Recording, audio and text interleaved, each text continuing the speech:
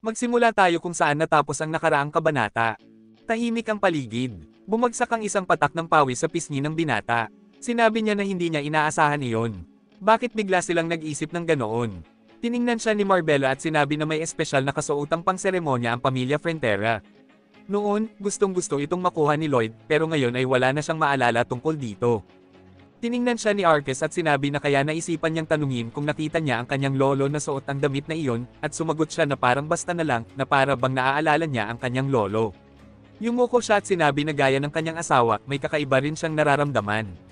Mula nang naging aktibo sa trabaho ang kanilang anak, ibang-iba na ang kilos, pananalita, at mga ekspresyon sa mukha niya. Kinabahan si Xavier habang tinitingnan siya. Simula raw noong araw na iyon, palagi na siyang kasama. Mas matalas ang pakiramdam niya kaysa sa ibang mga swordmaster. Hindi niya maiwasang mapansin ang mga kakaibang pagbabagong nangyayari sa kanilang anak. Sinabi ng lalaki na sinubukan niya talagang gawin ang lahat para sa kapakanan ng kanilang lupain, kaya lagi silang magiging tapat na nagpapasalamat sa kanya. Ngunit nagtaas siya ng kilay at sinabi na nag-aalala sila sa tunay na kalagayan ng kanilang anak, kaya hinihingi nilang sagutin niya ng tapat, buhay pa ba talaga ang kanilang anak. Napakagatlabi si Xavier sa kaba at napaisip. Yumuko ang master at naisip na kahit muling isinilang si Lloyd, hindi nila alam kung saang siglo at saan eksaktong lugar siya napunta. Para sa mag-asawang konde at kondesa, ito ay parang mawala ng anak. Naisip ng lalaki na natalo sa isang labanan si Lloyd at halos mamatay sa putikan. Sa tingin niya, may nagtulak sa kanyang kaluluwa palabas ng katawan niya, at ngayon, may ibang nilalang na ang pumalit. Napakunot noo si Xavier at naisip na kung malalaman nila ang totoo, pati si Kim Suho, hindi na mabubuhay ng gaya ng dati. Ngunit naisip niyang hindi niya kayang magsinungaling tungkol sa kanyang mga magulang. Napakagat siya ng ngipin. Tiningnan siya ni Arquez habang humihingi siya ng tawad sa pagtatago ng katotohanan. Yumuko siya. Gulat na gulat sina Arquez at Marbella habang nakatingin sa kanya. Sinabi ng lalaking may asul na buhok, na may seryosong mukha, na may pinsala sa utak ang Ginoo, kaya nasa kritikal na kondisyon ang kanyang alaala at pag-iisip. Nanlaki ang mga mata ng mga magulang. Nagtanong si Marbella kung ano ang ibig sabihin noon. Hiningi ng asawa niya na ipaliwanag ito ng mas detalyado. Sa malamig na tinig, sinabi ni Xavier na gaya ng alam nila, hindi niya talaga gusto si Lloyd. At hindi rin siya gusto ni Lloyd. Mula nang siya'y lumaki at nagsimulang magsanay kasama nito, palagi siyang tinutokso, iniinsulto, at binali din niya ang wooden sword na regalo niyo sa akin. Iniabot niya ang kamay niya at tinanong kung malinaw na ang lahat. Humingi ng tawad ang konde. Sumagot siya na may dapat din siyang paghingian ng tawad. Itinaas niya ang hintuturo at sinabi na noong araw ding iyon, hating gabi na, inutusan siyang hanapin si Lloyd. Sa seryosong mukha, sinabi ng lalaki na inisip niya kung saan ito maaaring pumunta at pinili ang pinakalohikal na daan. Naalala ng kabalyero kung paano niya ito sinundan. Naisip niyang bakit ba palagi na lang siya ang nadadamay sa taong ito. Nakakainis. Gulat na gulat sina Arquez at Marbella. Tinanong nila kung totoo bang sinabi niya iyon. Sa malamig na tono, sinabi ni Xavier na inapi siya mula pagkabata. Wala ba siyang karapatang magalit paminsan-minsan? Napaiyak ang konde at kondesa. Naisip nilang hindi nila alam ang mga bagay na iyon. Sinabi ng kabalyero na nang magkita sila sa daan, gaya ng dati, minura siya ni Lloyd. Sinabi nitong sawang-sawa na siya kay Xavier. Bakit daw kailangan pa niya ang gaya niya? Bigla raw sinabi ni Lloyd, umuwi ka na lang, at teka, wala kang ang bahay. Pwede ka nang mamatay sa kalsada. Sa puntong iyon, hindi na niya kinaya ang pang-aalipusta at hinampis niya si Lloyd sa batok gamit ang espada. Gulat na gulat ang mag-asawa. Sa malamig na tono, sinabi ni Xavier na nang kumalma siya at nakapag-isip, niyugyug niya ito at nagising naman ito.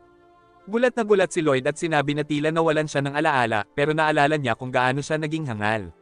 Simula bukas, magiging mabait na raw siya sa mga tao. Lumuhad ang lalaking may asul na buhok at sinabing karapat-dapat ang desisyong iyon, pero kung malalaman ng Baron at Baronesa na sinaktan siya, tiyak na ipapapatay siya. Tumungo siya at sinabing hindi niya ito sasabihin sa kanila. Tumingin si Xavier sa mag-asawa at sinabing ganoon ang nangyari. Umihip ang hangin. Hinugot ng lalaki ang espada. Lumapit siya at sinabing kasalanan ang sakta ng isang maharlika gamit ang espada. Siya ang kailangang magpasya sa sarili niyang buhay. Pinigilan siya nina Arquez at Marbella. Nakakunot noo ang lalaki at sinabing hindi siya ang may kasalanan. Sinabi ng babae na siya ang bumuo ng pagkatao ng kanilang anak. Sinabi ng lalaking moreno na siya lang ang humarap sa lahat ng pagsubok. Labis ang pasasalamat nila sa kanya. Ngumiti ang lalaking asul ang buhok. Biglang lumabas si Lloyd at sinabing may madali ang balita. Nagtanong ang ama niya kung ano iyon. Sumagot siya na mahaba ang pag-uusap kaya mas mabuting pumasok sila. Dumaan siya sa tabi ng kabalyero.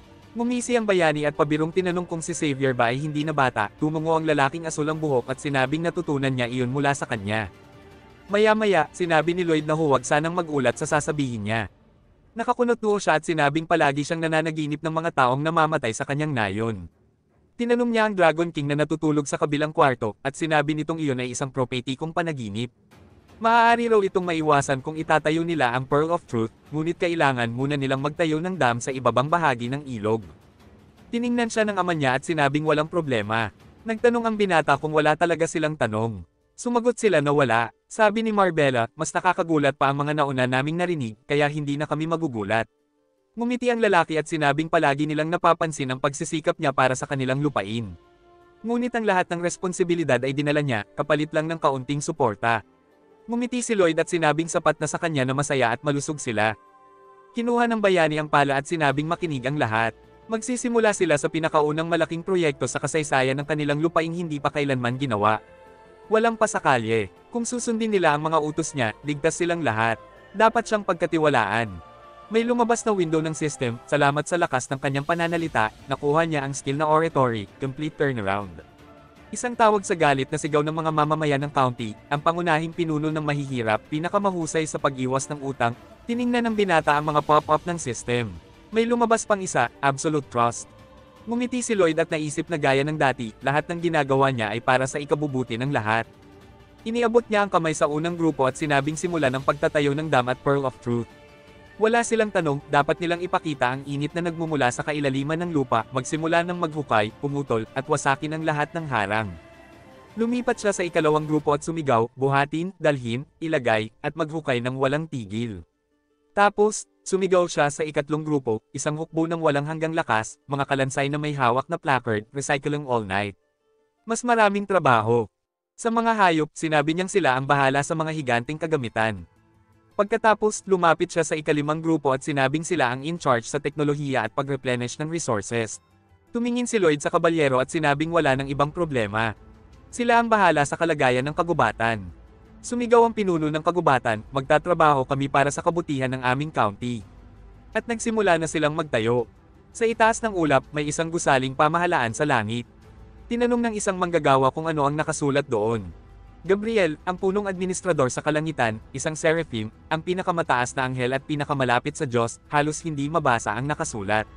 Sabi ng kasama niya, nakalagay, illegal construction sa ibabang bahagi ng ilog pagtatayo ng Aotearoa.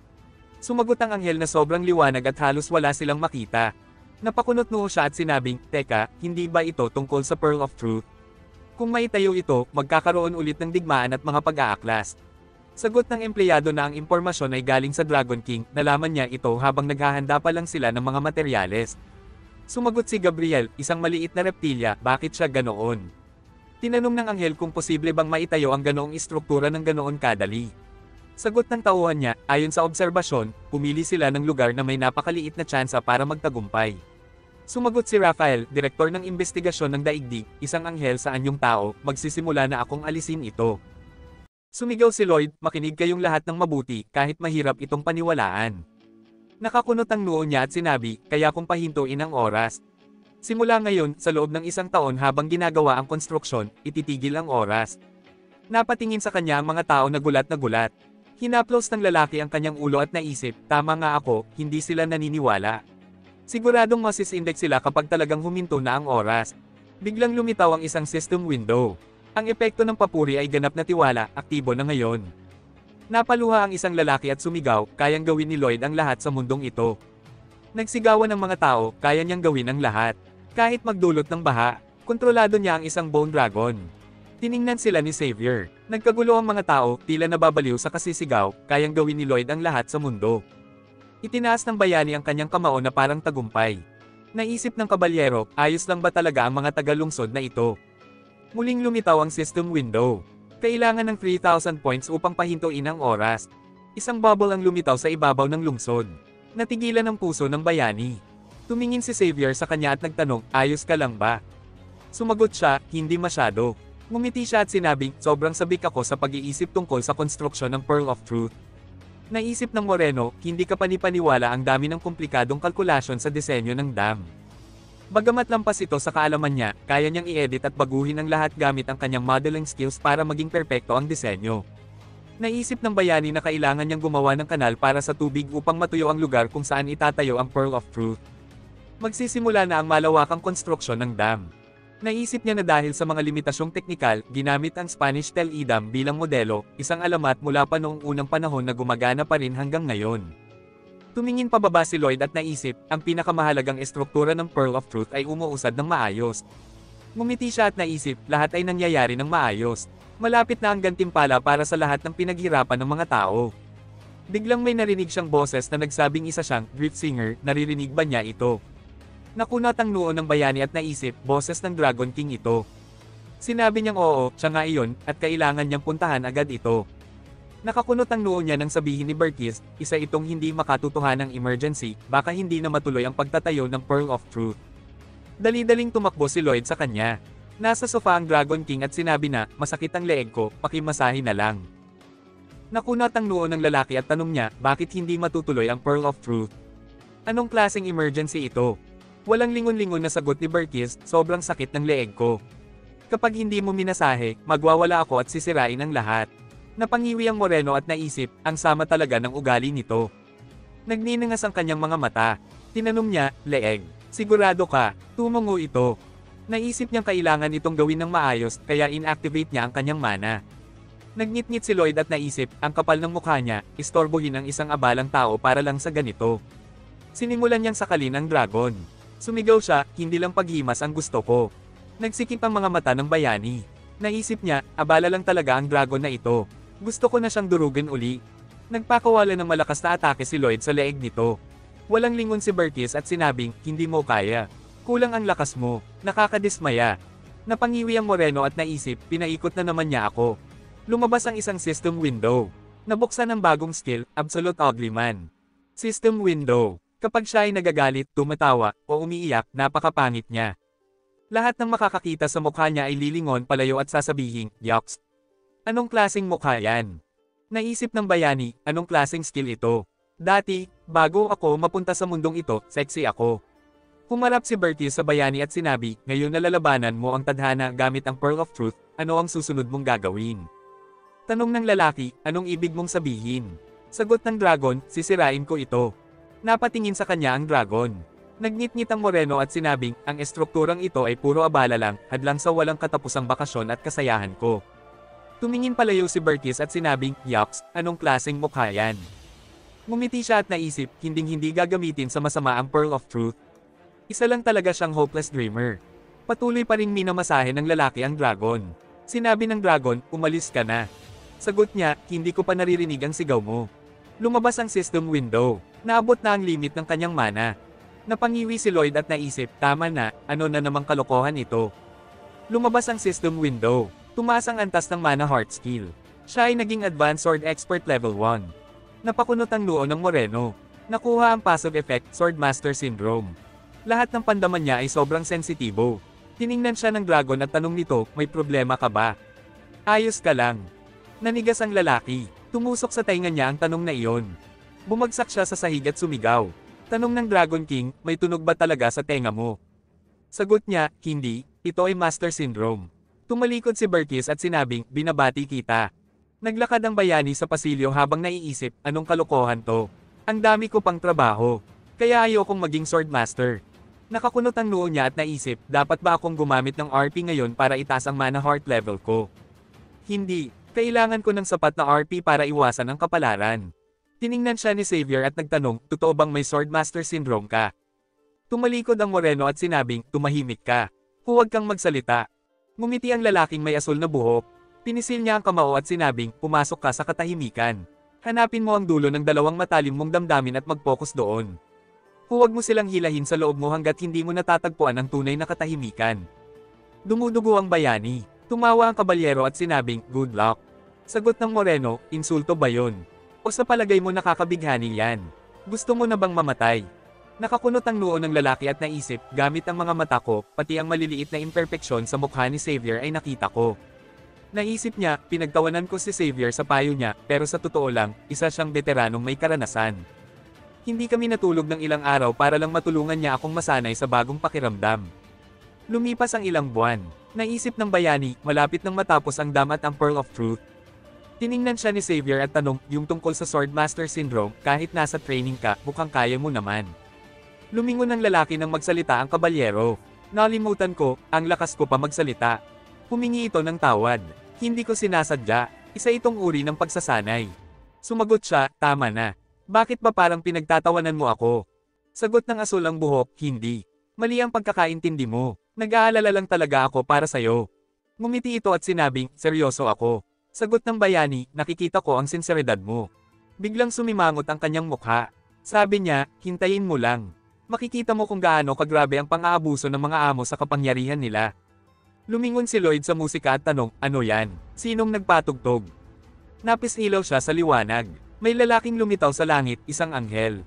Napatingin sa kanya ang bayani, gulat na gulat.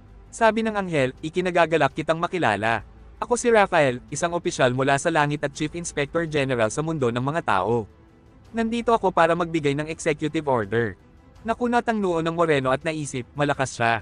Kinuha ng anghel ang folder na may mga papeles, inayos ang salamin, at sinabing, Executive Order, Engineer Lloyd Frontera ay dapat agad itigil ang konstruksyon ng ilegal na gusali. Kukumpiskahin ang mga gusali sa Aotearoa at gigibain ang lahat ng naitayo. Napatitig sa kanya si Lloyd, gulat na gulat. Ang mga mukha ng mga elf ay hindi mabasa. Nagpulasan ng mga tao, may mga sandata sa kanilang mga kamay. Habang pinapanood sila, inutusan sila ni Raphael na sundin ang utos ng kalangitan at agad sirain ang Aotearoa. Napakunot noo ang lalaki, galit na nagtanong kung bakit niya kailangang gawin ito. At humiling ng patunay na totoong isang anghel ang kaharap niya. Tumingin sa kanyang aklat ang lalaki at nagtanong kung talaga bang hindi siya naniniwala kahit pakitang-kita ang kanyang mga pakpak. Itinuro ng lalaking may kayumangging buhok si Xavier at idiniin na mayroon din itong pakpak. Kaya't isa rin itong anghel. Tiningnan ng lalaking may puting buhok ang kabalyero at sinabing mukha nga itong anghel. Tumingin ang pangunahing tauhan sa nakayukong kasama niya. Pagkatapos ay muling tumingin ng galit sa anghel at nagtanong kung paano siya maniniwala na siya nga ang kalooban ng langit. At bakit siya kailangang sumunod agad gayong pinaghirapan nila ang pagtatayo ng Aotearoa. Isinara ng anghel ang kanyang notebook. Pagkatapos ay iginalaw niya ang kanyang kamay. May isang bagay na bumagsak mula sa langit papunta sa kanya. Isang dambuhalang maso ang lumitaw sa kanyang kamay. Pagkatapos, may liwanag na umikot sa kanyang ulo. Ito'y naging isang makinang na hollow. Nanginig si Lloyd sa kaba. Nang isiniwalat ni Raphael ang kanyang buong anyo, tinanong niya kung naniniwala na ba ang lalaki ngayon. Naggalit ang ngipin ng lalaki at ibinulong na iyon ay ang gintong maso ng parusa, gaya sa banal na kasulatan. Tumingin sa lalaking may puting buhok sa langit at sinabing, tunay ngang isa kang anghel. Ngunit agad namang sinabi ni Raphael, habang naaalala ang kahon, na hindi iyon ganoon. Ang masong ito ay tinatawag na, pangkalahatang maso para sa mga opisyal na tungkulin. Iwinasiwas ng lalaki ang kanyang kamay at galit na nagtanong kung bakit naging iligal ang pagtatayo ng Aotearoa.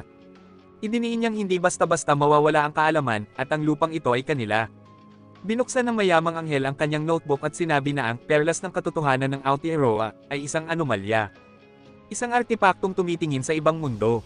Ang kabuuang pinsala ay tinatayang nasa 40 quadrillion 72 trillion 9 billion 400 million na ginto. Ibinagsak ng lalaki ang kanyang notebook at idineklarang. Dahil dito, ang Aotearoa ay idineklarang iligal na estruktura. At kung hindi mo ito sisirain ngayon din, ako na ang gagawa. Naggalit ang panga ng ating bida. Itinuro niya ang anghel at malakas na tinanong kung anong klaseng diktador ito. Pagkatapos ay nagsabing maghahain siya ng apela. Napatingin siya kay Raphael nang sabihing tinatanggap ang mga apela sa pamamagitan ng panalangin. At kung tapat at dalisay ang kanyang dasal, ito'y ipapasa sa Civil Affairs Department. Nagulat si Lloyd at nagtanong kung posible nga ba ito. Tumungo ang anghel at sinabing, ang langit ay narito upang pagaanin ang hirap ng buhay sa lupa. Agad lumuhad ang lalaki. Pinagdikit ang kanyang mga kamay at nagsimulang manalangin. Bulong niya sa sarili na kailangan niyang protektahan ang mga mahal niya sa buhay gamit ang kapangyarihan ng Aotearoa. Hiningi niya na pakinggan ang panalangin ng isang alipin na ayaw nang muling mawala ng mga minamahal. Isang lalaki ang nakaupo sa lamesa at nakikinig sa kanya sa telepono. Sinabing lahat ng mga tao sa lugar, na puno ng alaala at kasiyahan, ay naroon. Sinabi niyang ito ay purong kawalan ng pag-asa. Nakikinig ang lalaking may kayumangging buhok na may hindi maipintang mukha. Habang sinasabi ng pangunahing tauhan na dapat maging malusog ang kanyang mga tao. At magkaroon ng palayok ng pulot para sa kanilang pagtanda. Bigla niyang binaba ang tawag, tumanggi. Napatingala ang bida nang iparating sa kanya ni Raphael ang mga salitang iyon. Nagtanong siya kung bakit. Sinabi ng anghel na hindi tapat ang panalangin. Ibinaba ng lalaki ang kanyang ulo at iniutos ni Raphael na wasakin ang lugar. Napakunot noo ang lalaki at sinabing hindi iyon kailanman mangyayari. Dumilim ang mukha ng puting buhok. Itinaas niya ang kanyang maso at sinabing kung gayon. Siya na mismo ang gagawa ng lahat. Lumipad ang anghel patungo sa Aotearoa. Inihampas niya ang kanyang sandata. Itinuro ng kayumangging buhok ang kanyang kamay at sumigaw. Biglang may lumitaw na berdeng ilaw mula sa kawalan. Si Xavier ay lumitaw sa harap ni Raphael.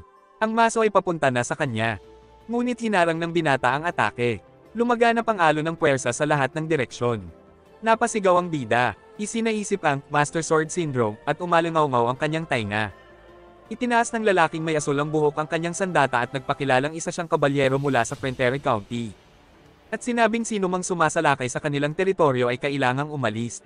Kung hindi, may galit sa mukha niyang sinabi, mapaparusahan siya. Dumilim ang mukha ng anghel. May tumatakbo sa lupa. Huminto ang pulang buhok na binata at tumingin sa Aotearoa. Napataas ang kanyang kilay sa pagtataka. Naisip kung bakit nga ba siya narito, at naramdaman niya ang napakalakas na mana. Tumingin siya kay Raphael at naalala ang sinabi ng kanyang ina, na ang mga anghel ay laging sumusunod sa mga batas na sila rin ang gumawa. At kung narito siya ngayon na may dalang maso, ang ibig sabihin lang yun ay sisirain niya ang lahat. Nagngit-ngit ang pulang buhok na dragon, kumislap ang malupit niyang tingin, at sumigaw. Kung ganun, at kung magsanib puwersa tayo sa dakilang master, may pag-asa pa. May isang lalaki na lumitaw sa damuhan sa kanyang likuran at sinabing, Tigil, na kayo kung sinabi ni Verkes na kung may mananakit sa langit, impyerno, o sa dragon. Magkakaroon ng napakalaking digmaan. Inisip niya ang posibleng pagsabog sa lupa na mismong planeta ay malilipol. Pagod na tumingin sa harapan ng dragon at sinabing, umiikot lang ang mundo kapag pinipikit natin ang mata sa mga lokal na panghihimasok at maliliit na pinsala. Tinanong ni Solites kung sino nga ba siya. Nagkagulo ang mga tao at nagsimulang tumatakas sa utos ng kayumangging buhok na lalaki. Tumingin kay Xavier ang anghel at tinawag siyang dakilang master. At sinabing, ito ang babala, kung hindi ka aalis ngayon, ituturing itong krimeng pagharang sa tungkulin. Tinitigan siya ng kabalyero at galit na nagtanong. Ibig bang sabihin, ang kailangan lang ay gampanan ang tungkulin? Papalapit na ang maso. Iniwasan ng hampas, nakanganga, naisip ng bida na, ang astig talaga ng kasama ko. At saka napaisip kung ito na ba ang instant victory. Umatake si Xavier gamit ang espada. Ang nimpa ng anghel ay kumalat sa anyo ng makinang naguhit. Iwinaksi niya ang atake. Kinagat ni Lloyd ang kanyang labi sa lakas ng alon. Habang umiindayog, sumigaw ang lalaking asul ang buhok. Liwanag ang nagtipon sa iba't ibang direksyon. Ang makinang nahalo at ang sahig ay nagsikip sa matinding bilis. Napahinto siya sa gulat. Bukas ang bibig, sinabi ng lalaki na hindi pa huli ang lahat. Hawak ang maso, sinabihan niya itong sumuko at tumalima sa kalooban ng langit. Sumigaw ang kayumangging buhok, inutusan ng kaibigan ng sabayang atake. Napakagatlabi ang binata nang sabihan siyang takpan ng kanyang tainga. Bamuka ang bibig ng bida, ang kanyang mata ay nagniningning. Huminga siya ng malalim. Habang abala si Raphael, lumikha si Xavier ng 2 disk at inilagay sa tenga. Nakangusong sumigaw si Lloyd. Biglang lumaki ang kanyang mga mata. Lumuhad siya habang hawak ang ulo. Napailing ang kabalyero, litong-lito. Habang walang emosyon sa mga mata, nakatingin sa kawalan ng bida, at mahina niyang bulong na sana'y hindi na lang siya nakaririnig ng kahit ano. Iniisip niya na dahil sa pagpapalakas ng tunog na dulot ng Master Sword Syndrome. Nakaramdam siya ng pagkasuklam, at hindi na nila marinig ang sarili nilang kanta. Nalungkot si Xavier. Nakakunot ang kilay ng anghel at nagtanong kung ano iyon, napansin niyang kahawig iyon ng sigaw ng isang sinaunang demonyo. Sa sandaling iyon, umatake ang kabalyero. Iwinasiwas ni Raphael ang kanyang maso. Lumipad pa atras ang lalaki upang makaiwas. Kasunod ng malakas na sigaw, sumugod siya sa kalaban. Agad na inilabas ng anghel ang kanyang sandata, at sinabi na wala yung silbi. Habang binabalanse ang napakaraming atake, sinabi niyang ang halo ng anghel ay isang tunay na biyaya. Bumukas ang kanyang bibig at sinabi na hanggat dalisay at matuwid ang kanyang kaluluwa. Poprotektahan siya ng singsing magpakailanman. Tinangay siya sa gilid ng hampas. Tumingin siya sa Aotearoa at naisip na hindi ito maaaring mangyari. Bigla siyang pumagaspas pataas bago pa man tumama. Muling isinama ng kabalyero ang sarili niya sa anghel. 2 beses siyang tinamaan ng maso. Bumagsak siya sa gilid. Bumukas ang kanyang bibig at sumigaw ng malakas sa sakit. Lumapag si Raphael sa tabi niya. Tinitigan niya si Xavier ng may pag-iisip. Pagtingin sa kanya, hiniling ng anghel na huwag muna siyang magising.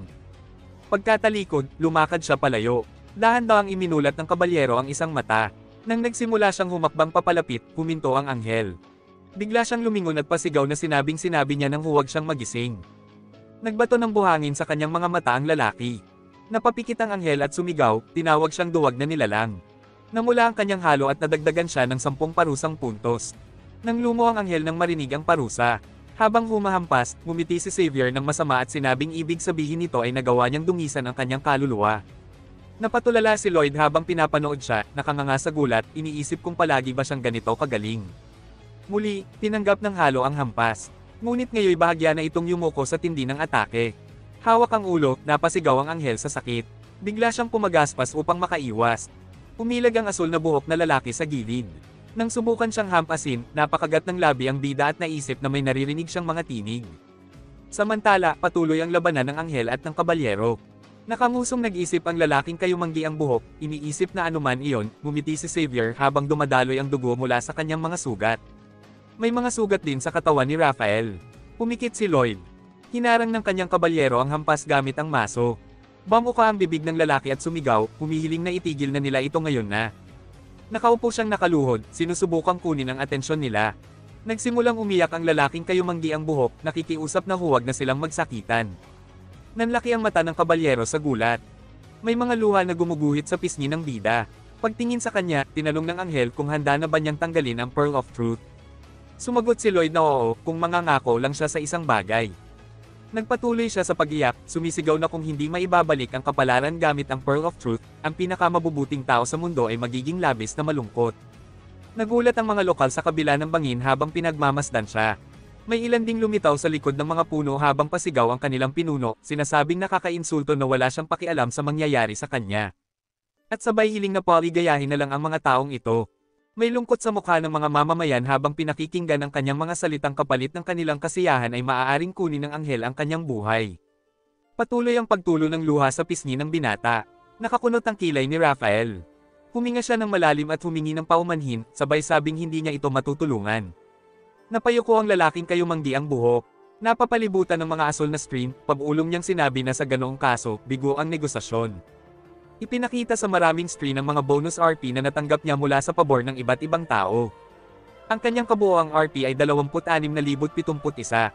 Sa susunod na screen, nakasaad na maaari na siyang mag-level up bilang Swordmaster sa 20%.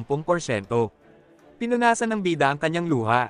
Bigla, dumilim ang kanyang ekspresyon at namutla siya habang nakangiti. Iminulat ng anghel ang kanyang mga mata, nakita niya ang liwanag. Binalutan ng bugaw na liwanag ang katawan ni Lloyd. May ngiti sa kanyang mukha habang sinabing, makinig ka sa kanta ko. Tiningnan ng anghel at ng kabalyero ang bida. Nag-isip ang lalaking asol ang buhok.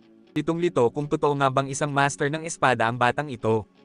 Tumingin si Raphael sa lalaking kayumanggi ang buhok at hiniling na huwag siyang makialam sa mga usaping makalangit upang hindi siya maging isang kriminal. Dagdag pa niya, taglay ng bida ang parehong kapangyarihan ng isang dakilang guro na kilala niya ng mabuti. Pinagdikit ng bida ang kanyang mga labi at pag-ulong na nagsabi. Sa kapangyarihan ng isang swordmaster, at nagsimulang umawit. Napangiwi si Xavier sa lakas ng enerhiya. Tinakpan niya ang kanyang mga tainga. Samantala, isang liwanag ang lumitaw sa paligid ng Dragon King. Lumipad ito patungo sa buwan. Sa gubat, nakaupo ang mga ibon sa mga sanga. Ang mga isda ay payapang lumalangoy sa tubig. Kumalat ang malalambot na pakpak. Isang isda ang tumalon mula sa tubig. Sinimulang igalaw ni Lloyd ang kanyang mga kamay. Isang itim at pulang enerhiya ang lumabas sa kanyang bibig. Nagsisigaw ang mga tao, tinatakpan ang kanilang mga tainga. Ipinabatid ng sistema na bumaba ang kanilang atraksyon. Nangyari rin ito sa iba pang mga naninirahan. Dumugo ang kanilang mga tainga. Pumunta ang enerhiya sa gubat. Tiningnan ng bida ang anghel. May takot sa kanyang mukha. Nalaglag sa lupa ang mga ibon. Lumutang sa ibabaw ng tubig ang mga isda. Isang patak ng dugo ang lumabas sa ilong ni Raphael, sabay mura. Agad na naging pula ang kanyang halo. At umabot ng 480 na penalty points. Sinabi rin niyang lumampas na siya ng 300 sa maximum na parusang puntos. At sa panahon ng parusa ay tinanggalan siya ng lahat ng ipinagkaloob na kapangyarihan. Napako sa pagkakatingin ng lalaki, litong-lito. Bigla na lamang nagsimulang mawala ang kanyang mga pakpak. Yumuko siya, at nang itinaas ang kanyang paningin. Nakita niyang nakatayo sa harap niya ang bida, may hawak na pala. Lumitaw si Xavier sa likuran niya. Iniunat ng anghel ang kanyang kamay. Itinaas niya ang kanyang mga kamay sa mukha. Inalis ang kanyang salamin at hiniling na maghinay-hinay sila. Pagkatapos ng isang saglit, isang hampas ang bumangga sa kanyang mukha gamit ang pala. Nagsimulang matamba si Rafael paatras. Tinaga siya ng kabalyero gamit ang espada. Tumilapon siya sa kabilang direksyon. Sunod-sunod ang mga hampas sa kanya. Mabangis ang ngiti ng lalaking kayumanggi ang buhok. Nagngit-ngit naman ng lalaking asul ang buhok.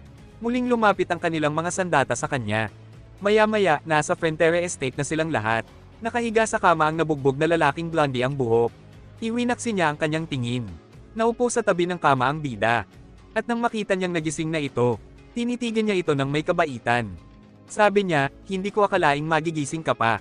At idinagdag niyang inalagaan niya ito buong gabi. Habang nakatingin sa kanya, sinabi ng anghel na sisirain lang niya ang Aotearoa. Ngunit hindi niya maintindihan kung bakit pa siya tinulungan. Sumingit si Lloyd, at sinabing hindi naman siya masamang tao. Ngumiti siya ng matamis, at sinabing ang tanging masama lang ay ang pagkakaiba ng kanilang mga pinapahalagahan. Hindi niya iniisip na may masama at may mabuti. Lumingon ang lalaki, iniisip ang kanyang mga sinabi. Naalala niya kung paano siya inatake ng dalawang lalaki. Bigla na lamang binuksan ni Xavier ang pinto. Pinigilan siya ng bida. Habang sumisigaw si Xavier na dapat mamatay ang lalaki at pilit siyang nilalabanan. Sumigaw ang isa pa, sinasabing tumigil siya. Dahil isa siyang anghel. Matapos siyang palayasin, isinara niya ang pinto at pinunasan ng pawis sa kanyang noo. Ngumiti muli ang lalaki at sinabing napakainit ng ulo ng kanyang kasama.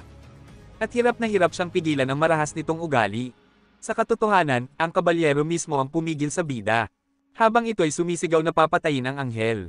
Tinitigan siya ni Rafael na may luha sa mata. Lumuhod at nagpasalamat, tinawag siyang mabuting tao. Sinabi niyang natural lang sa kanya iyon. Ngumiti siya ng palihim. At inisip na ayon sa kwento ng nobela, hindi siya inosente kundi inosente lang tingnan. At napakadali ng lahat, tinitigan ng bida ang lalaki. At nagtanong kung ano ang mangyayari habang pinapatawan siya ng parusa. Sumagot si Rafael na nawala na ang kanyang kapangyarihang anghel. At hindi na siya makakabalik sa langit. Kinuha niya ang kanyang telepono. At sinabing dahil dito, kahit papaano ay nakakapag-ugnayan pa rin siya. Tinanong siya ni Lloyd kung smartphone ba iyon. Sumagot siyang hindi. Tinitigan niya ang pagod na talukap ng mata ng lalaki. At tinanong kung susubukan ba ulit nitong sirain ang Aotearoa. Paano matatapos ang parusa? Yumuko ang anghel. At sinabing iyon ang pasya ng langit. At dapat itong isakatuparan. Dahil kinakailangan iyon upang mapanatili ang kaayusan sa lupa at langit. Tinitigan siya ng lalaking kayumanggi ang buhok at nagtanong. Lahat ba ito ay para lang sa kapayapaan? Tanong niya kung hindi ba ito karahasan. At pinilit lang ang mga tao na sundin ang pasya ng langit. Dahil wala namang alam ang mga tao sa mundo. Namulat ang mata ng lalaki. Nagkrus ng braso ang bida at sinabing marahil bago siya mamatay. Tumupad lang siya sa kanyang tungkulin. Tulad ng kabalyero. Dahil iyon ang tama, at iyon ang kalooban ng langit. Tinanong niya kung ano ang iniisip ng mga taong tulad niya. Pero tinanong siya ni Lloyd kung narinig na ba niya ang tungkol sa maliliit na bagay.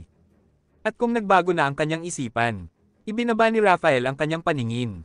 Nang tanungin kung totoo ang kanyang sinabi, na ang langit ay may pasan ng mundo.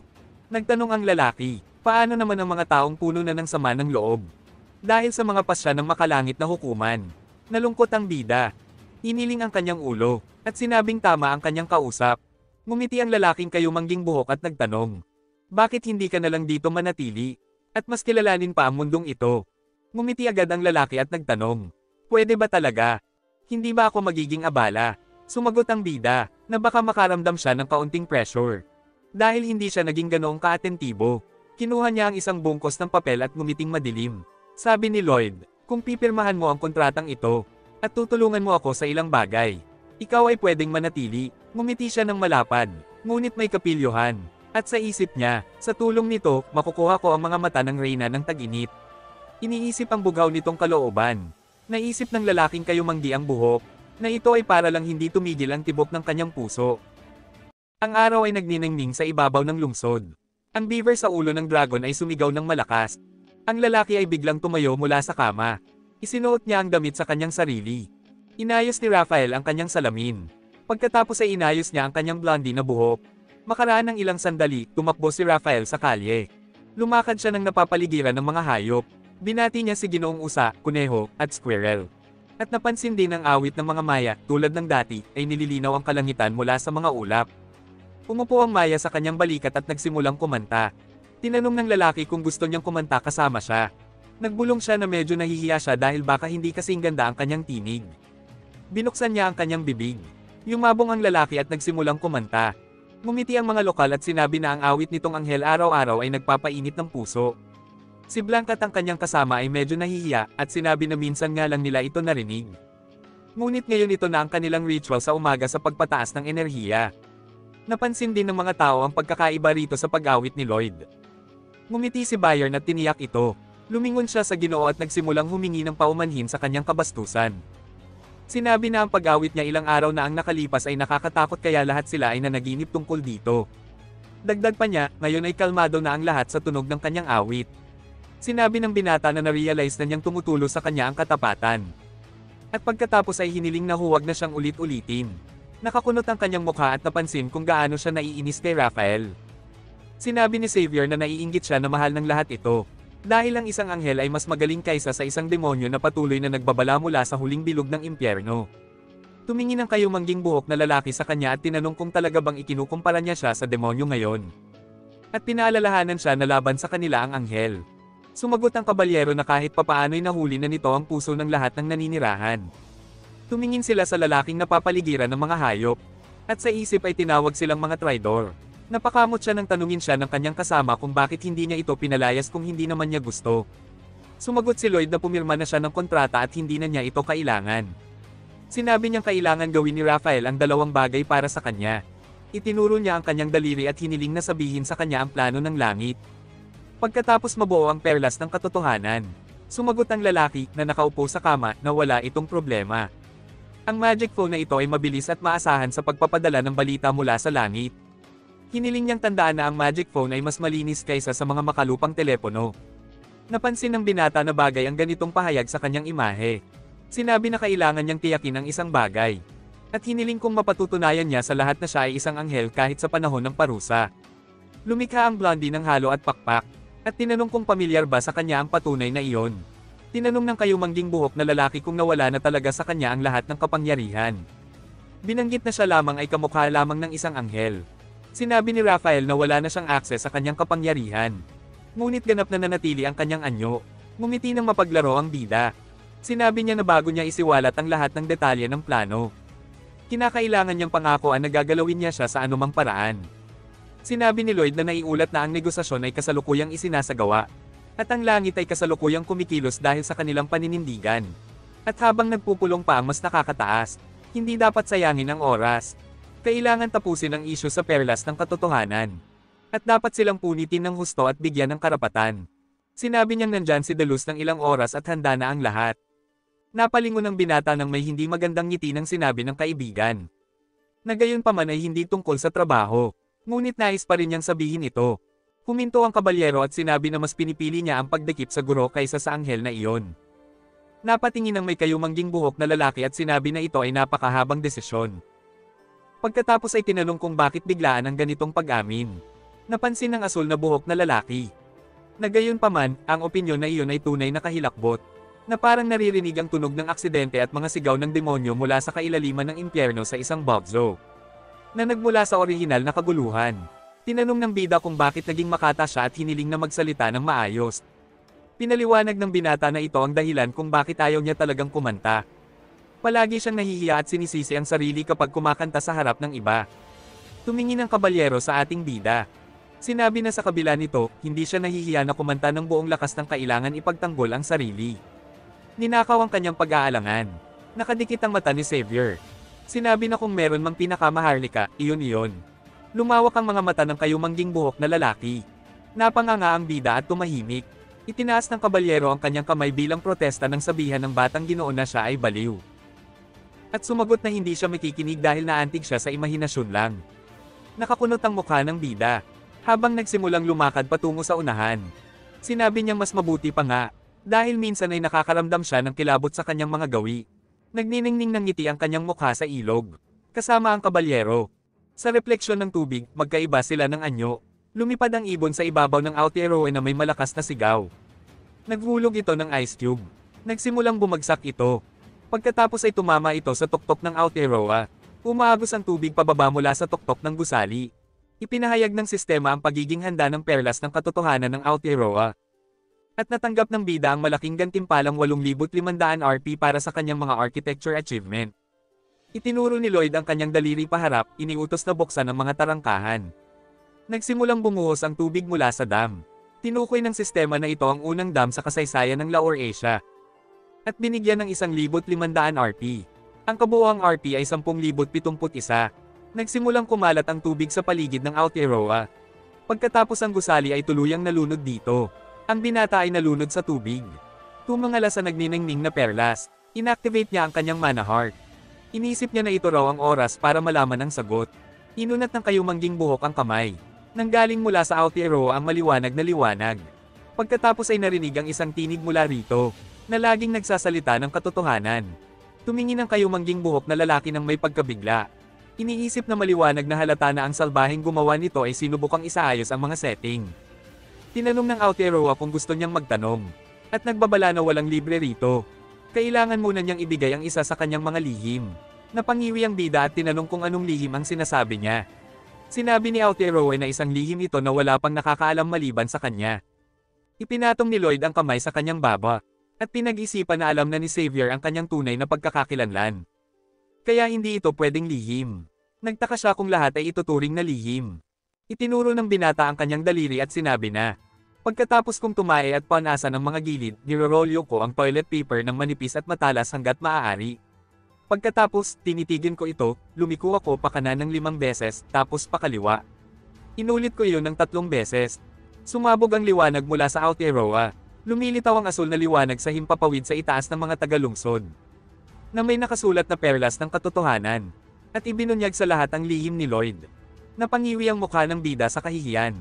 Tumingin siya kay Xavier ng may pagkabigla. Kinampara kung gaano siya kalalim maglagay nito. Sinabihan siyang kalimutan na lang ito at pagkatapos ay tinanong kung ano ang ginagawa niya roon sa tabi niya. Napadilim ang mukha ng lalaki. Dagdag pa na ikinabahala niya. Nag-aalala kung ano ang nangyari sa kanya kamakailan. Napakiramdam ay tila nagpapaalam na sa kanya bago siya mamatay. Sinabi ni Aotearoa na ngayon pwede nang magtanong. Kung ano ang nais niyang malaman.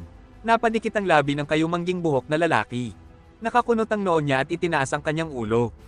Sinabi niya nagmula siya sa ibang mundo. Kung saan buong buhay niyang nagtrabaho. At sa mga sandaling malapit na siyang mamatay o makaranas ng problema. Ngunit sa pagsisikap na takasan ang kanyang kapalaran. Ninais niyang malaman kung paano mapapahinto ang masamang siklo na ito. Nagliyab si Aotearoa, lumitaw ang malakas na pagbulwak rito. Binalot ng malakas na hangin ang bida kasama ang kabalyero. Natagpuan ng lalaking may kayumangging buhok ang sarili niya sa kadiliman. At sinabi ni Aotearoa na ito'y isang espasyo para sa kanilang pag-uusap. Isang lugar kung saan tanging siya at ang babae. At siya lamang ang makakarinig ng sagot sa tanong na ito. Naisip niyang tila nagbago ang paraan ng pagsasalita ni Aotearoa. Sinabi ni Aotearoa na siya ay isang nilalang na dapat ay matagal nang namatay. Isang patak ng pawis ang damaloy sa pisngi ng lalaki. At saka idinagdag ni Aotearoa na inagaw din nito ang lugar ng bida. Na orihinal na pag-aari ni Xavier. Sinabi ni Aotearoa na sinusubukan ng mundong ito na ibalik ang kapalaran sa dati nitong daloy. Patayin si Lloyd at ibalik ang papel ng bida kay Xavier. Ngunit naging isang Diyos si Lloyd. Dahil dito ay hindi na matukoy ng mundo kung sino ang tunay na bida. Na naging sanhi ng isang matinding pagkakamali. At kahit na nabaluktot na ang kapalaran, patuloy pa rin itong nagsisikap na ibalik ang orihinal na kwento. At kung nais niyang pigilan ang kapalaran at payapain ang mundo, kailangan niyang simulan muli ang kasaysayan. At para magawa iyon, kailangan niyang tukuyin kung sino talaga ang karapat-dapat maging bida. Tahimik na nakinig ang lalaki sa kanyang mga salita, na kung may isa sa kanila ang mamatay, magsisimula muli ang kasaysayan. Hinawakan siya sa balikat ng kanyang kasama, at sinabi ni Aotearoa na wala ng ibang paraan. Habang nakatingin sa gulat na mukha ng kanyang amo, hiniling ng kabalyero na huminga siya. Naalala ng lalaking kayumanggi ang kanyang dating sarili, na walang tigil sa pagtatrabaho. Hawak-hawak ang pag-asang darating din ang araw na giginhawa ang lahat. Takot na takot si Xavier habang paulit-ulit na hinihimok siyang huminga. At tinanong kung masakit ba ang kanyang puso. Sa nakaraan, sinabi ng bida sa kanyang sarili na magpakatatag. Dahil balang araw, magiging maayos din ang lahat. Bumalot ang malamig na pawis sa kanyang mga pisngi. Habang paulit-ulit niyang tinatawag si Lloyd upang matauhan. Samantala, pilit inaabot ng kayumangging lalaki ang liwanag. Habang iniisip na kakaunti na lang ang oras na natitira, nakaalalay ang kamay ni Xavier sa kanyang dibdib. At tuluyang naglaho ang liwanag sa harapan ng bida. Ibinuka niya ang kanyang bibig sa matinding takot. Patuloy na pinipisil ng lalaki ang dibdib ng kanyang kasama habang paulit-ulit na sinasabi sa kanya na huminga. Habang nakabuka ang bibig ng bida sa gulat, napaisip siya, dahil may dalawa siyang buhay, ano kaya ang mangyayari kapag siya ay namatay? At ano ang mangyayari sa unang pagkamatay niya? Sumagot si Aotearoa na isa lamang itong espesyal na pangyayari, ang muling pagkabuhay ng pangunahing tauhan. Nagtanong siya kung hindi ba ito mangyayari kapag narating niya ang Soul. Sinabi sa kanya na hindi ito tunay na kamatayan. Isang nagyayelong tatak ang gumapang sa kanyang puso. Nagising ang puso ng lamig, nagtataka kung bakit biglang nagyayelo ang lahat, at kung pwede pa itong pigilan gamit ang mana, bilang isang Swordmaster. May lumitaw na system window sa tabi niya, na nagsabing isa itong sakit sa pag-iisip, at kapag lumitaw na ang mga sintomas nito, wala nang magagawa. Napako sa pagkahiga si Lloyd, may takot sa kanyang mga mata.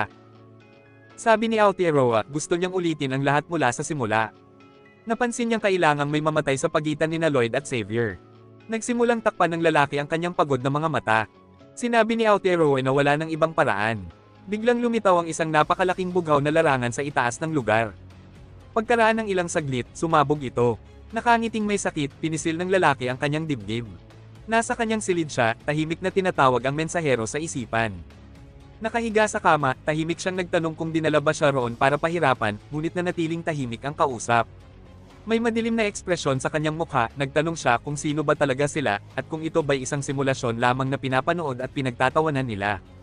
Humingi sila ng paumanhin sa kanya. Ngumiti ng mapait ang bida, tinanong kung natutuwa ba sila, habang tinatawag ang sarili bilang isang kaawa-awang tao.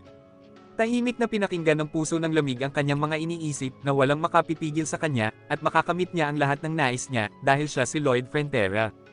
Nanghina ang lalaki. Samantala, kausap ni Xavier ang kanyang mga magulang sa may pintuan, na nagtanong kung pagod pa rin ba siya.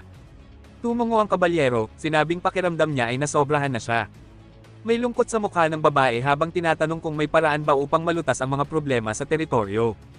Ngumiti ang lalaking may kulay asul ang buhok at tumugon ng oo. Sinabing iyon ang dahilan kung bakit maaaring makapagpahinga ang kanilang pinuno ngayon. Nakatitig sa kanya ang lalaking kayumanggi ang buhok. Kumaway ang ama at sinabing alagaan niya ang kanyang anak. Pagkatapos ay umalis na sila. Yumuko si Xavier, at pumasok sa silid. Sinabi ng kabalyero na ayaw niyang manatili roon. Hindi niya alam kung ano ang sagot na ibinigay ng Pearl of Truth, ngunit naniwala siya. Yumuko siya at tinawag ang pinuno bilang isang taong laging nakakahanap ng sagot. Habang palamig ng palamig ang puso ng kayumangging lalaki, sinabi ng kasama niya na upang magawa iyon, una sa lahat, kailangan munang mabuhay. Dahan-dahang damilat ang pagod na mata ng bida, pinakinggan ng tinig na nagsabing maghintay pa siya ng kaunti. Habang nakatingin sa kanya si Xavier, sinabi nito na kailangan na niyang bumangon. Pagkatapos ay nagtungo siya palabas. Nagtataka kung magagawa ba niya talaga ang kanyang layunin. Pinagdikit niya ang kanyang labi, sinabing magtatagumpay siya dahil alam niya ang susi. Maraming alaala mula sa buhay ni Lloyd ang sumusunod sa kanya tulad ng anino. Naisip ng Ginoong may asul na buhok na nakita na niya ito ng maraming beses. Lumakas ang tibok ng puso niya nang tawagin niya ang sarili bilang si Lloyd Frontera. Sumagot si Raphael habang nakatingin sa kanya, may balita raw, at sinasabing tatawagin sa langit si Ginoong Lloyd. Nakatayo sa harap niya, nagtanong ang kabalyero kung kailan ito posibleng mangyari. Sinabi ng anghel na hindi pa tiyak dahil maaaring matagalan ang pagpupulong kasama ang mga kinauukulan. Huminga ng malalim ang asul na buhok na lalaki. Kinuha niya ang candelabra, gumuhit siya ng krus sa pader. Sa pamamagitan ng isang hampas ng espada, sinindihan ng kabalyero ang mga kandila. Habang pinapanood siya, nagtanong ang blonding lalaki kung ano ang ginagawa niya. Sumagot ang binata na siya ay nagdasal. Lumingon siya at sinabing kung tapat at dalisay ang panalangin, ito'y maaaring tanggapin bilang sibil na reklamo. Pumikit siya at sa isip ay taimtim na nanalangin habang nakaluhod, na kaunti na lang ang natitirang oras, at nagmakaawang ibalik iyon sa mas mapagpakumbabang paraan. Samantala, habang iniaalis ang telepono sa kanyang mukha, sumigaw ang anghel na napakalinaw at desperado ng panalangin kaya't hindi ito maaaring baliwalain. Nagtanong ang kanyang kasamahan kung siya ba ang may-ari ng gusali. Pareho silang napaatras mula sa telepono nang muling magtanong si Xavier. May portal na lumitaw sa harap ng lalaki, at sinabi niyang ang dali lang pala. Tinawag niya ang blondeng lalaki. Nagtampo ang anghel, sinabing baka pag-alitan siya sa pagmumura niya, at medyo natatakot siya. Nagsimulang sumigaw ng malakas ang anghel nang hilahin siya ng lalaki papunta sa portal. May galit sa mata ng binata, at ipinaalala niya na pumirma ito ng kontrata ng pakikipagtulungan kapalit ng Ice of Summer. Ibinuka niya ang kanyang labi at sinabing papunta na sila rito ngayon. Sabay silang umakyat. Pagkalipas ng ilang sandali, humarap sila kay Gabriel. Inaayos niya ang kanyang salamin, binanggit ang pagiging pabigla-bigla, ngunit inamin din na alam niyang si Ginoong Xavier ay mula sa marangal na angkan. Ngunit dumilim ang mukha ng kabalyero, tinanong kung ang mga mararangal ba ay hindi dapat magreklamo, parang sinabi niya na ang mga walang hiya lang ang gumagawa nito. Biglang nagliwanag ng pula ang halo ng anghel, at idineklara na ang pahayag ay maaaring makapanira sa nagrereklamo. Tiningnan ng matandang lalaki ang mga bisita, humingi ng paumanhin, at sinabing huwag seryosohin ang kanyang sinabi. Dagdag pa niya, kung alam lang daw nila kung gaano kapanganib ang Pearl of Truth. Sumagot ang kabalyero, sinabing nauunawaan niya ito, na ang Pearl of Truth ay isang bagay na hindi kailanman dapat itinayo, at ang desisyon ng langit ay makatarungan kahit ulit-ulitin pa ito ng 10,000 beses. Nanginig ang lalaki, at nagtanong kung sisirain nga ba nila ito. Tumungo ang kausap, nagdilim ang mukha ng binata, sinabing ito'y may kondisyon. Ipinatong niya ang kanyang mga kamay sa likod at nagsabing may isa pa siyang tanong, kailan ba nila nalaman na itinatayo na ang Pearl of Truth? Sumagot ang matanda na iyon ay sa panahon ng Heart of Winter incident, at nakatanggap sila ng ulat na nagsasabing nagsimula na ang konstruksyon. Napalakas ang hampas sa mesa ng asul na buhok na lalaki. Lumapit siya sa matanda at tinanong kung bakit ngayon lang sila inabisuhan, at bakit hindi sila pinigilan habang hindi pa natatapos ang proyekto. Nanlumo ang matanda, sinabing hindi nila inakala na matitipon nila ang lahat ng kailangan. Galit na galit ang kabalyero, sinabing kaya lang sila kikilos ay kapag may nangyaring masama. May takot sa mga mata ng anghel. Nagdilim ang mukha ni Xavier, at nagtanong kung totoo ba iyon. Yumuko ang matanda at tumugon ng oo, sapagkat hindi maaaring magsinungaling ang isang anghel. Yumuko ang binata at sinabing bilang kabayaran sa mga gastos na naidulot ng kapabayaan ng langit, hinihiling nila na ipagpaliban ang demolisyon hanggang matapos ang phenomenon of faith restoration. Inayos ng matanda ang kanyang salamin at sinabing hindi na niya naiintindihan. Lalo pang dumilim ang tingin ng asul na buhok na lalaki at nagtanong kung paano nila kayang baliwalain ang isang sitwasyon kung saan maraming tao ang nagdusa. Itinanong niya kung ito ba talaga ang maawang langit na nag-aalis ng pasanin sa mundo. Hinawakan ng anghel ang ulo niya at sinabing sila na ulit ang bahala sa lahat. Muling yumuko ang binata at nagpasalamat. Nag-isip si Gabriel, tunay nga bang nagpapasalamat siya?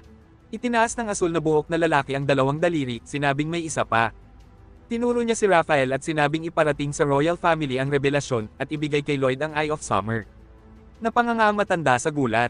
Binagsak niya ang mesa, sumigaw na kahit puwersahin ay hindi siya papayag. Ngunit sinabi ng kabalyero na iyon ay panukalang panangga lamang. At ngayon, humihingi sila ng kabayaran para sa pinsala.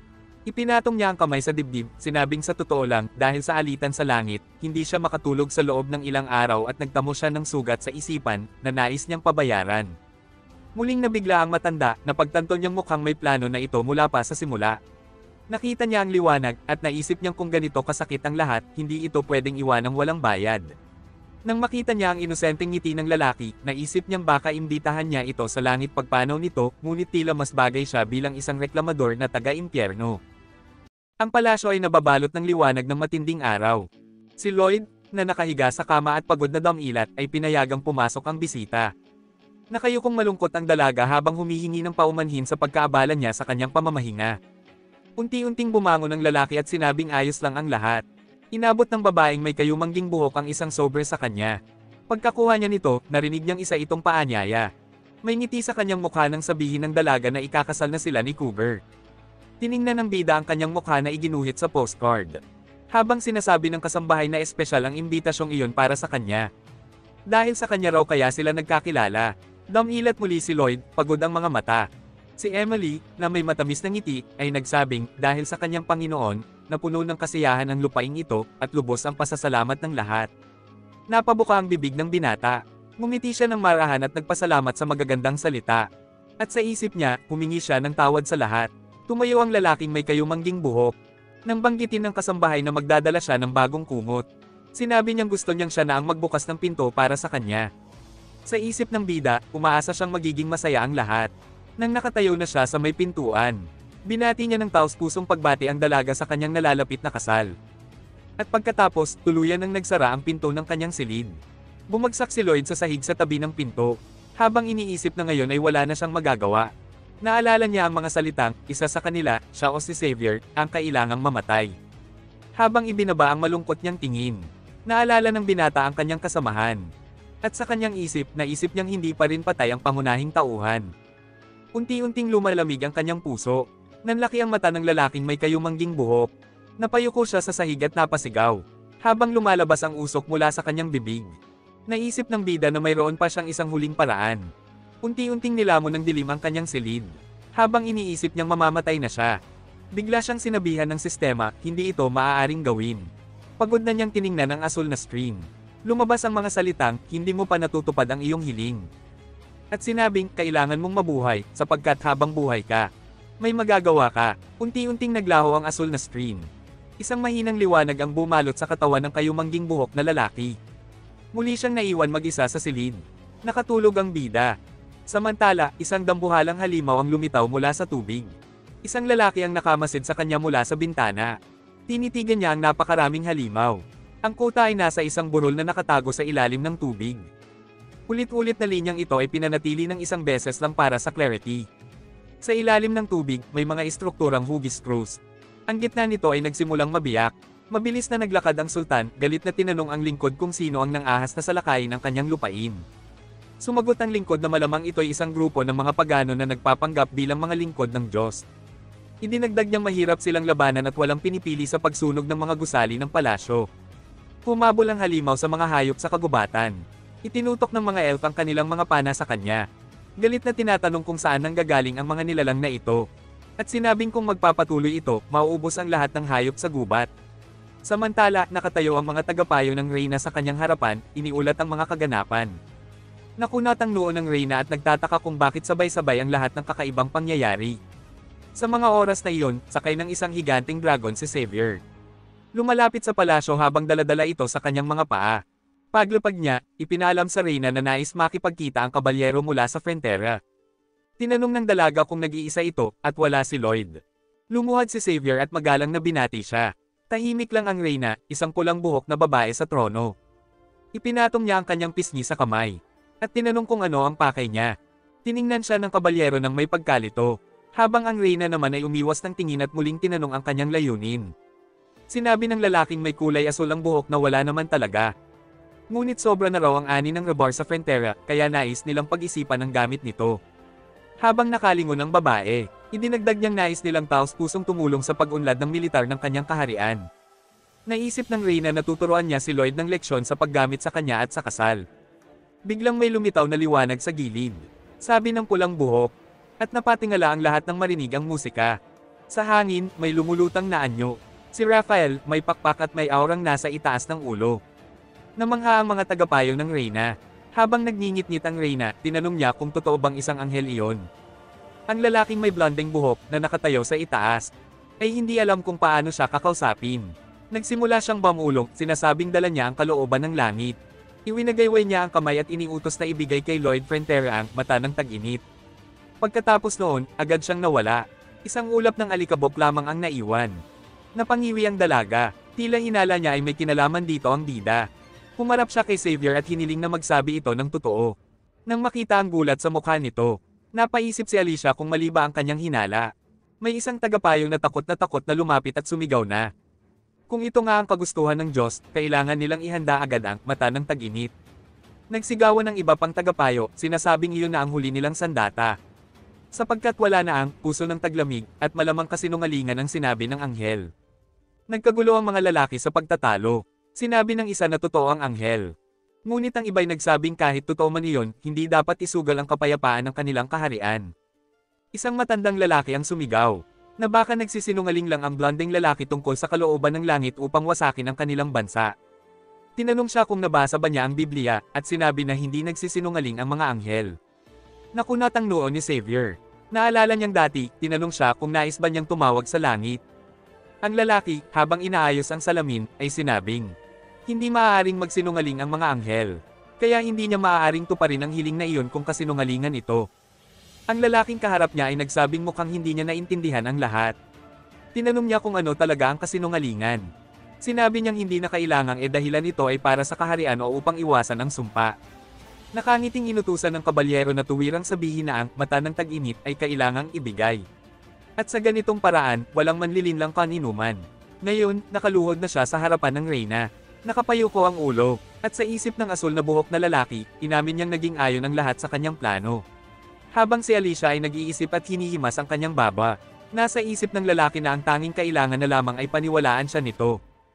Habang maliwanag na sinisinaga ng araw ang bubong ng palasyo, sinabi ng dalaga na umaasa siyang magiging tapat si Xavier sa kanyang sagot. Nang sila'y naiwan ng mag-isa, tinanong niya kung ang revelasyong dinala ng anghel ay bahagi ng masamang plano ni Lloyd. Yumuko ang lalaking may kulay asul na buhok at inamin na totoo ito. Napabuntong hininga ang babaeng may pulang buhok at tinanong kung ibig bang sabihin nito ay tapos na ang laro dahil agad siyang umamin. Hindi pa rin tumitingala, sinabi ng kabalyero na nagkunwari lamang siyang nagulat upang iwasan ang titig ng ministro. Lumuhad siya at itinanong kung paano siya naglakas loob na linlangin ang karunungan ng kanyang kamahalan sa pamamagitan ng kanyang bastos na pag-uugali.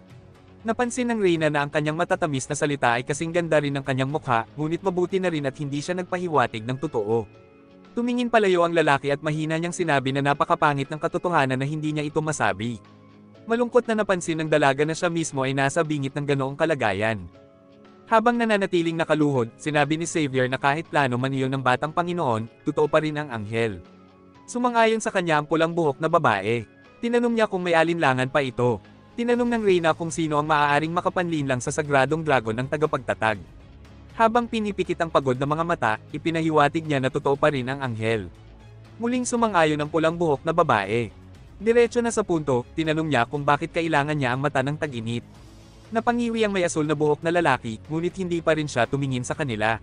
Sinabi niyang nasa bingit na ng kamatayan ng batang Panginoon. Napalawak ang mga mata ni Alicia sa pagkagulat. Samantala, may isang kasambahay na may kasamang ginang na nakatayo sa harap ng silid ng bida at sinabing may dala silang pagkain. Hindi binuksan ni Lloyd ang pinto ngunit nagpasalamat at hiniling na iwan na lamang ito sa labas. Sumagot ang dalaga na kailangan pa nilang kunin ang pinagkainan mula sa huling pagkain, ngunit sinabi ni Lloyd na siya na ang bahala mamaya dahil abala siya sa ngayon. Ibinaba niya ang tray sa tapat ng pinto at hiniling na tawagin na lamang siya. Umalis sila, naiwang mag-isa ang tray sa sahig. Makalipas ang ilang sandali, bahagyang bumukas ang pinto. Kinuha ng lalaki ang tray at ang lahat ng laman nito. Nang mailapag niya ito sa sahig, kasama ng iba pang tray, naupo siya roon. Yumuko ang lalaking may kayumangging buhok. Sa sandaling iyon, kumunat ang noo ng pulang buhok na babae at tinanong ang tungkol sa fenomeno ng pagbabalik ng kapalaran. Habang nakatingin sa sahig, ipinaliwanag ng kabalyero na sinabi sa kanila ni Verkez, ang Dragon King na anak ni Tyrannus, ang sagradong tagapagtatag, na ang lahat ng pagbabagong ginawa ng batang Panginoon sa tadhana ay pilit na bumabalik sa dating anyo. At upang pigilan ito, kailangan ang perlas ng katotohanan. Napaisip ang dalaga sa lahat ng mga bagay na napigilan ni Lloyd. Napadilat siya, iniisip kung talagang magbabalik ang lahat ng iyon. Nasa madilim na silid ang bida. May mga hayop na nagkukubli sa ilalim ng kanyang kwelyo. Si Pipi din ay nakasiksik sa kanyang pisngi. Bigla, lumitaw ang isang asul na screen sa kanyang tabi. Doon, lumabas ang larawan ni na Ginoo at Ginang Frontera. Kumunat ang noo ng hamster sa inis. Nang ibinaba ng lalaki ang mga hayop sa sahig, nag-umpisa silang magbulong-bulungan sa pagkadismaya. Humingi siya ng paumanhin at sinabing pagod na siya. Hinayla siya ng hamster sa tainga at tinapik sa balikat. Mahinang sinabi ng lalaking may kayumangging buhok na naiintindihan na niya at hindi dapat ikulong ang mga ito sa isang masikip na lugar. Makalipas ang ilang sandali, naglalakad na silang lahat sa isang maliwanag na pasilyo. Narinig ng bida ang isang tinig na nagsasabing hindi ibig sabihin nito na may nag-aalala, at pagkatapos ay binanggit ang tungkol sa kalusugan. Nakilala niya ang tinig ng kondesa at naisip na kahit anong pigil niya sa damdamin ng isang swordmaster, kahit sa ganoong distansya, naririnig pa rin ang lahat. Huminto si Lloyd. Tinanong ng lalaki kung napansin din niya iyon, saka sinabi ni Xavier na nagpapahinga lang siya, ngunit alam nilang hindi siya marunong magsinungaling. Ngumiti ang babae at sumang-ayon, sinabing ganoon din siya noon. Nakaupo siya sa harap ng kanyang asawa, at sinabi ng kabalyero na nag-iba siya dahil natamaan siya sa ulo, ngunit alam niyang tumulong ito sa taong gumamit sa katawan ng kanilang anak. Nanlaki ang mga mata ng bida sa gulat. Hinawakan niya ang kanyang dibdib at nagsimulang umubo. Bamuka ang bibig ng lalaki at sinabing marahil kaya't pilit tumutulong si Xavier ay dahil sinsero talaga ang taong iyon. Ngumiti ang babae at sinabing totoo ito, at hindi masama ang taong iyon, kaya't kailangan nila siyang tulungan. Ngumiti rin ang lalaki at sinabing kailangan nilang maghintay ng kaunti pa hanggang sa siya'y tuluyang gumaling at mapigilan ang lahat ng sakuna sa kanilang lupain. Tumingin sa kanyang asawa, sinabi ng babae na baka sa panahong iyon ay sabihin na niya ang buong katotohanan. Ngumiti ang lalaki at sinabing darating din ang araw na iyon. Tumakbo pababa sa pasilyo ang lalaking may kayumangging buhok. Tumingin siya sa unahan. Pagkalipas ng ilang sandali, binuksan niya ang pinto ng kanyang silid. Habang inaayos ang kumot, naisip niya na kailangan niyang mabuhay. Kumain siya ng tinapay. Maya-maya, nakaupo na siya sa harap ng bukas na bintana. Nakakunot noo, naisip niyang kailangan niyang mabuhay upang masabi ang buong katotohanan. Samantala, nakaupo sa kanyang mesa ang pulang buhok na dalaga, iniisip na alam ni Lloyd ang lahat mula noon hanggang ngayon, ngunit hindi niya mabubuyo ang mga ministro sa isang nakakatawang hiling, kaya't ipinadala niya ang anghel na may revelasyon. Sinabi niyang sumasang-ayon siya, ngunit ang problema ay kung paano lulutasin ang tunggalian sa pagitan ng mga sumusuporta at tumututol sa revelasyon. Yumuko si Xavier at sinabing iisa lamang ang taong kayang gawin iyon. Habang sinusuportahan ang kanyang pisngi, sinabi ng Reyna na siya ngayoy unti-unting namamatay dahil sa lamig ng kanyang puso at wala ng lakas upang lumaban. Tumingin patas ang kabalyero nang sabihin ng Reyna na siya lang ang makapagliligtas dito. Sinabi ng kabalyero na siya lang din ang makapipigil sa pagbabalik ng kapalaran. Sinabi ni Alicia na kailangan niyang bumangon upang mapigilan ang kapahamakan sa kaharian.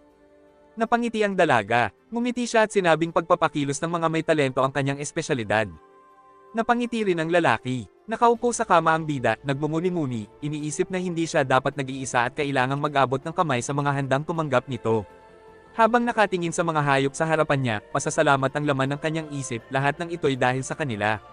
Naisip niya ring dapat na niyang linisin ang kanyang silid o maligo, ngunit pagkatapos ay pinagdikit niya ang kanyang mga ngipin at inisip kung saan siya dapat magsimula. Naisip niyang unang-una, kailangan niyang mabuhay, at masaya siyang natagpuan na niya ang landas upang harapin ang kanyang tadhana at makuha ang mata ng tag-init. Napangisi ang lalaki, iniisip na kahit may plano na siya, paulit-ulit pa rin siyang dinadalaw ng negatibong iniisip na baka wala ring mangyari. Samantala, lumipad ang isang dragon patungo sa palasyo. Lumingon ang lalaking may kayumangging buhok. Nakatayo sa harap ng konde at kondesa si Xavier, at sinabing may mahalagang panauhin na dumating at maganda sanang makalabas sila kahit isang sandali. Tinanong ng lalaki kung sino ang nagdala nito sa kanila. Binuksan ng mag-asawa ang pintuan. Humahapay ang pulang buhok sa hangin. Sinabi ng dalaga na unang beses pa lamang niya sa kaharian, kahit narinig na niya ang mga pangalan nila noon. Hinawakan niya ang laylayan ng kanyang palda. Bahagyang yumuko ang Reyna at ipinakilala ang sarili bilang ang babaeng nangakong papakasalan ng kanilang anak, si Lloyd Frontera, si Alicia Termina Magenta. Nanlaki ang mga mata ng mag-asawa. Biglang dumilim ang kanilang mga mukha. Agad silang lumuhod at binati ang dalaga. Lumihis ng tingin si Alicia at tinanong ang bida kung papayag ba siya maging asawa. Nakatayo ang bida sa may bintana sa bandang iyon. Nanlaki ang kanyang mga mata sa pagkagulat. Pero bago ang sunod na chapter, huwag kalimutan mag-like, share at subscribe sa ating YouTube channel na Isekai.